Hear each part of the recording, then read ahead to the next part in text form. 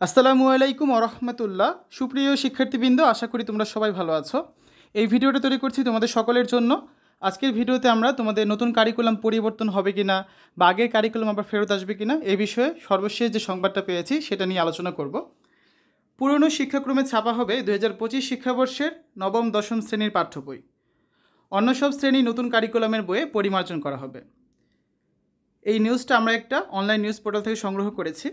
আসছে 2025 শিক্ষাবর্ষে পুরনো শিক্ষাক্রমের আলোকেই ছাপা হবে নবম দশম শ্রেণীর পাঠ্য বই। তবে নানা অসঙ্গতির সংস্কার ও পরিমার্জন করে নতুন শিক্ষাক্রমেই থাকছে অন্য সব শ্রেণীর বই। তবে পরিবর্তন আসবে মূল্যায়ন পদ্ধতিতে। একাধিক নির্ভরযোগ্য সূত্রে জানা গেছে এসব তথ্য। এদিকে 6টি শ্রেণীর বইয়ের টেন্ডার হয়ে গেলেও বই পরিমার্জনের কাজ চলায় শুরু করা যাচ্ছে না মুদ্রণ।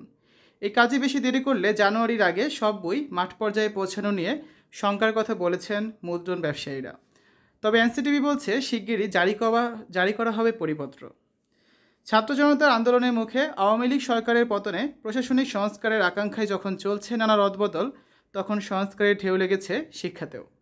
2023 সাল থেকে বাস্তবায়ন শুরু হওয়া নতুন শিক্ষাক্রমের মূল্যায়ন পদ্ধতি সহ নানান অসঙ্গতি নিয়ে আলোচনা সমালোচনা তুঙ্গে শুরু থেকেই।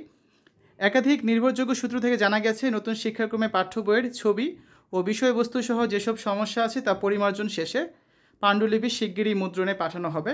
তবে এর আওতায় থাকবে না নবম দশম শ্রেণী। অর্থাৎ তোমরা যারা এবার ক্লাস 9-এ আছো তার আগামী বছর ক্লাস 10-এ কিন্তু নতুন কারিকুলামটা পাচ্ছ না। তোমাদের সেই আগের যে পুরান কারিকুলাম ছিল সেই কারিকুলাম অনুযায়ী কিন্তু তোমাদের বইটা দেওয়া হবে। হয়তো সেই বইটা কিছু পরিমার্জন করে দিবে বা সেই বই থেকে কিছু শর্ট সিলেবাস আকারে তোমাদের পরীক্ষা নেওয়া হবে। ঠিক আছে, আরও কি বলা আছে দেখি আমরা।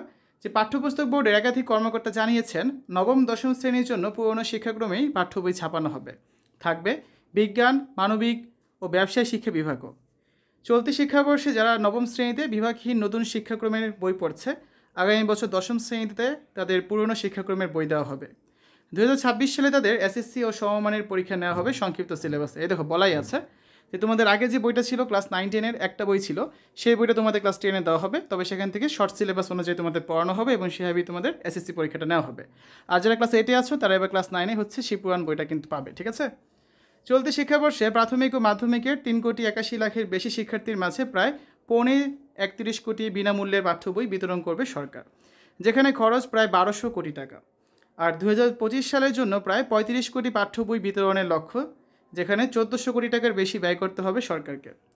ইতিমধ্যে 6টি শ্রেণীর বইয়ের জন্য 3টি টেন্ডার হয়েছে, কিন্তু টেন্ডার হলেও বইয়ের সংস্কারের কাজ চলমান থাকায় এখনও চূড়ান্ত পাণ্ডুলিপি হাতে পায়নি মুদ্রণ ব্যবসায়ীরা। সব বই তাই জানুয়ারির আগে মাঠ পর্যায়ে পৌঁছানো নিয়ে শঙ্কা রয়েছে তাদের। বাংলাদেশ মুদ্রণ শিল্প কমিটির সাবেক চেয়ারম্যান তোফায়েল খান বলেন, এনসিটিভির যথাসময়ে বই দেওয়ার একটা চ্যালেঞ্জ রয়েছে। এটা মোকাবিলার জন্য আমরা সহযোগিতা করতে চাই, তবে এটার জন্য ক্ষেত্র তৈরি করতে হবে। আগামী বছর ঠিক সময় শিক্ষার্থীদের হাতে যেন পাঠ্য বই পৌঁছায়, সেজন্য দ্রুত প্রয়োজনীয় ব্যবস্থা গ্রহণের পরামর্শ এই শিক্ষাবিদের। ঢাকা বিশ্ববিদ্যালয়ের আইআর-এর অধ্যাপক মোহাম্মদ মুজিবুর রহমান বলেন, সকল ধরনের স্টেক হোল্ডারদের নিয়ে অতি দ্রুতই সিদ্ধান্ত নিয়ে তা বাস্তবায়ন করা হবে। জাতীয় শিক্ষাক্রম ও পাঠ্যপুস্তক বোর্ড বলছে পরিমার্জনের কাজ চলছে, শিগগিরই পরিপত্র জারি হবে। নির্দিষ্ট সময়ে বইয়ের দেওয়ার লক্ষ্য নিয়ে কাজ করে যাচ্ছে তারা। এনসিটিভি চেয়ারম্যান অধ্যাপক রবিউল কবির চৌধুরী বলেন, ক্রাইসিস সময়ে বই মুদ্রণে অতি দ্রুত সিদ্ধান্ত নিতে হয়। একটা জিনিস নিশ্চিত করতে চাই, জানুয়ারি 1 তারিখেই শিক্ষার্থীরা বই পাবে, তাদের শিক্ষার ক্ষেত্রে কোনো ধরনের বাধা হবে না। নতুন শিক্ষাক্রমের জন্য যে মূল্যায়ন পদ্ধতি প্রণয়ন করা হয়েছে তা শিক্ষক, শিক্ষার্থী ও অভিভাবক সহ অনেকের কাছে স্পষ্ট এবং গ্রহণযোগ্য নয়। তাই সেই মূল্যায়ন পদ্ধতিকে বাতিল করে একটি স্পষ্ট ও গ্রহণযোগ্য পদ্ধতির জন্য কাজ করছে সরকার।